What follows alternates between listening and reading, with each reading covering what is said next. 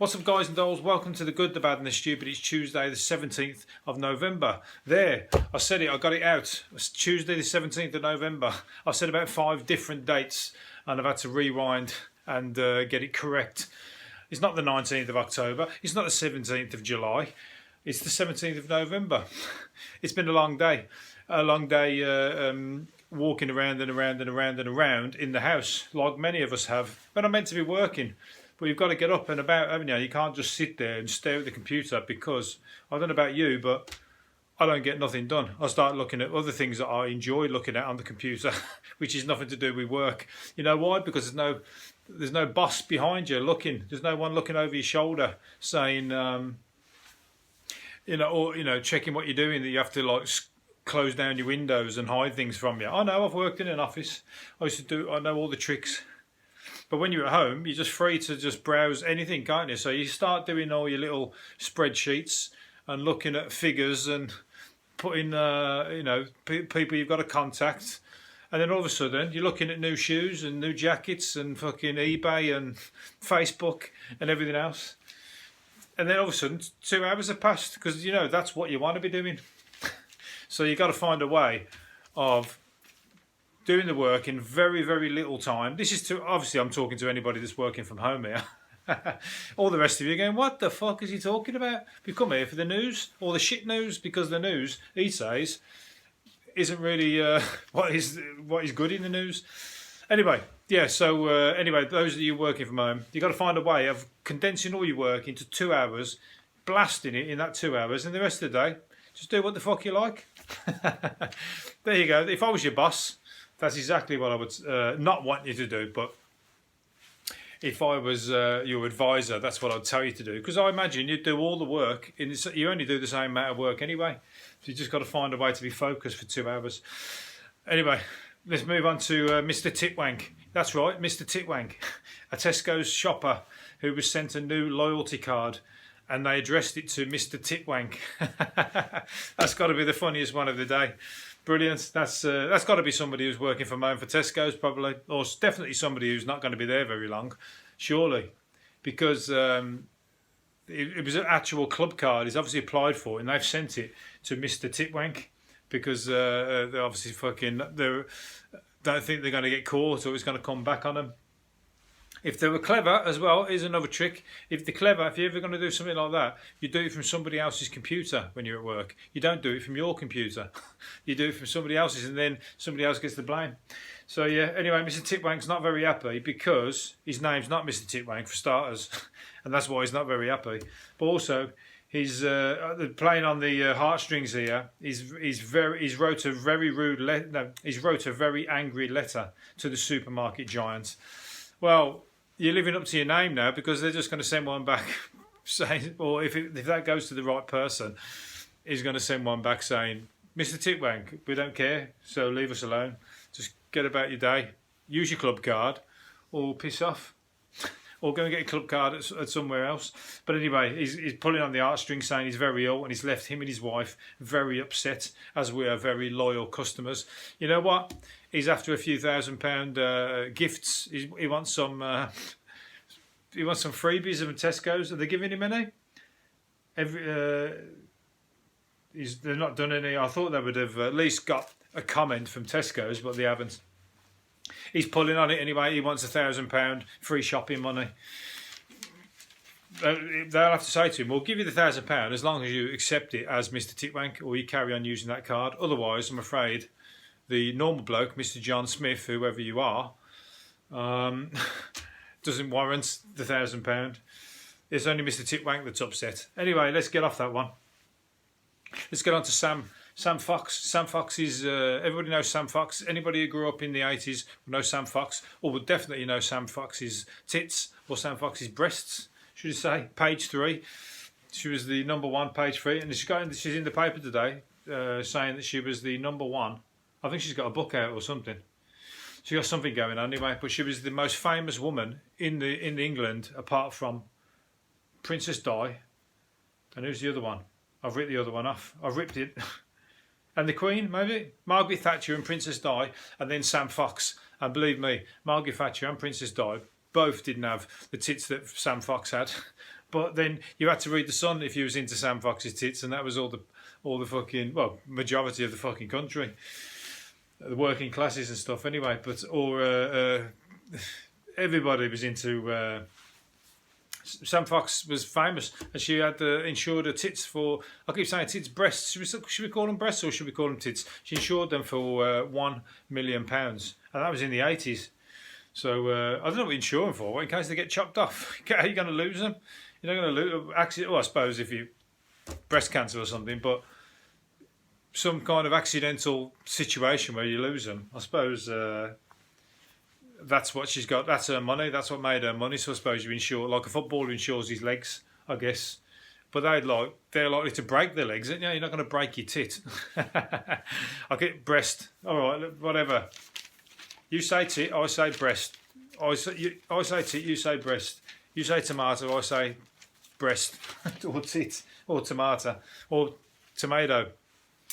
Anyway, yeah, I'm stir crazy today. You can see I've been stuck in the same room for quite a long time. There's a company who's a water company. He's starting to power his entire fleet of tankers with biofuel that's created from human poo. Well, it's about time. I mean, that's a fucking no-brainer. Somebody had to come up with that idea. I mean, it's not the fucking greatest thing to get involved with. Whoever's having to work and do the converting and sorting it out, but somebody's got to do it, I guess. But that's a great idea. There's a lot of waste being put to waste that's not being used. You do it with animals, don't you? You do it with all animals' food. But I suppose they just eat. They're not eating fucking Donar kebabs and Kentucky Fried Chicken, junk shit. Maybe you can only do it from pure vegans or people who've got a healthy diet. Anybody who's got fast food diets, that ain't going to power. That's going to fuck the engines up. That's like using used diesel or something like that, clogging up the waterways. But it's a great idea though. It's about time somebody come up with that. The next thing's got to be methane, surely. Oh, you heard it here first. The methane electricity meter. That's my idea. I've fucking come up with that, and it's intellectual property rights once again. What episode is this? 329? I don't know, 330, 300, something like that. A fucking lot of them. Anyway, I've done a lot of these episodes, considering how few of you are listening. You'd think I had better things to do with my life, didn't you? But I haven't. You know why? Because there's a fucking lockdown going on. As soon as the lockdown's finished, these videos are going to get shorter. Yeah, if you're listening on the podcast, there's a video on YouTube. Check it out. It's got my sexy... There's a face to match the sexy voice. So if you do think my voice is sexy, good. But if you don't, I've got a face to match it. Speaking of Donar kebabs, somebody's created a Donar kebab takeaway pizza. Domino's. I mean, I don't like Domino's anyway. I think their pizzas are shit. But the same. There you go. They're not going to be advertising on my placing any adverts on my videos or podcast. But they're making a pizza, and it's being called a what's it called? A Donar kebab pizza. A Donar kebab pizza. They're trying to corner the market there for when they're losing business to people who are thinking, I should have a pizza, I should have a kebab, and they go and have the kebab. They're losing that. They're trying to tune into that percentage, aren't they? The people that go and have that kebab. So people think, oh fuck, we'll still have the pizza. We'll have a Donar kebab pizza. Fucking, it's vile. It sounds horrible to me, but I don't eat Donar kebabs. But there you go. Each to their own. Especially the novelty. You'll try it for a novelty, ain't you? But the pizza inventors, if you like, of Naples in Italy, they ain't going to put up with that. They'll fucking send the mafia around your house and put a fucking... Whoever come up with that, you'll end up with a fucking bullet in your head. Naples, they invented... Well, the mafia's down those ways. And the pizza, as far as they're concerned, is cheese, basil and tomato. That's it. Anything else is sacrilege. And putting a Donar kebab on it, I'll tell you what, you'll end up with a fucking horse's head on your pillar. Speaking of pillars, I thought we'd use that to go into the next one. Premier Inn are selling their pillows. They're selling pillows. They've sold 50,000 pillows so far. Who the fuck thinks to go and look on Premier Inn? What they're selling from? Oh, I love staying at the Premier Inn. I wonder if they're selling any pillows. But they have 50,000. I wonder if it's the old ones that they've been using. There can't be. There must be like people who've gone, oh, that was a great night's sleep. Oh, well, where do you get your them pillows? I'd love to buy some. It must be that, isn't it? Either that or that somebody's buying second-hand pillows, and that has got to be the fucking... That's only second to using somebody's dirty mattress, which you use on a regular basis if you go to a hotel. Many people's mattress. Crazy, isn't it? But using somebody's mattress, you wouldn't think of it buying a second-hand mattress, would you? But buying second-hand pillows, even worse. Especially ones with a big face stain on it where somebody's been dribbling on it for months. No, but anyway, I think it possibly is that they're selling pillows that people are so in love with the comfort. I'll have to go and check them out. I'll go and sleep in one for a change, while I waited to do a deal, and go and check them out. Stay at the Premier Inn.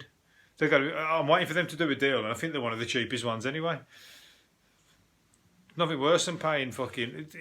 Hotels are good for when the company's paying for it. When it's coming out of your pocket and you're paying £80 for one night, and you're going out for the night, so you're only coming in and just putting your head down to go to bed. That's the worst, isn't it? It's got to be the worst night's sleep you ever have. Or you want to just get in the hotel at 2 o'clock in the afternoon and stay there till 10 o'clock the next morning.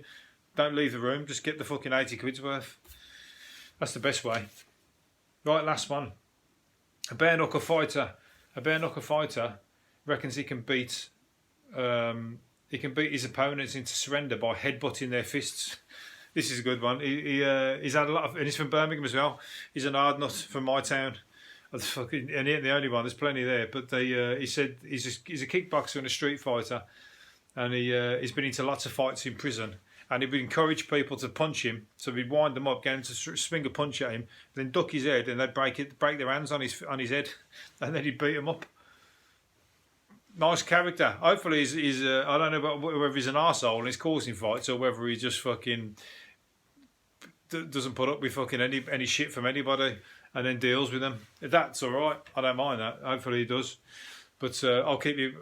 Just bear that in mind. If you're ever going to punch somebody, make sure you're fucking quicker than they can drop their head, because that's a great one.